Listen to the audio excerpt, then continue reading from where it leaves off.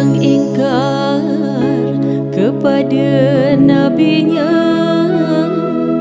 banjir besar lemas semuanya dalam bahtera bersama-samanya.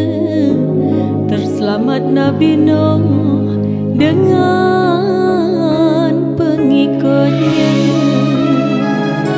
Menurut ulama empunya kata 80 keluarga yang diberita.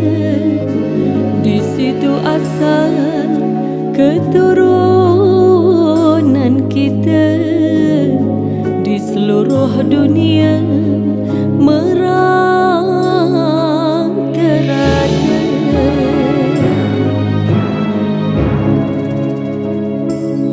6 bulan sangatlah berat, terapung di laut, tak naik ke darat, hidup terkurung demikian ibarat.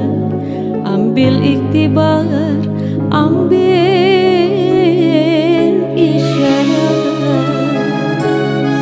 Kisah Nabi Nuh, marilah fikir binasa kaumnya kerana mungkin ujian Tuhan pasti berakhir.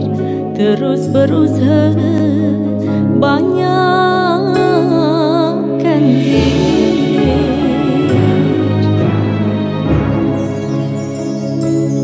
Kisah Nabi Nuh dalam Al-Quran hendaklah kita jadikan ukuran. Yang dilaluinya bukanlah ringan. Insaflah kita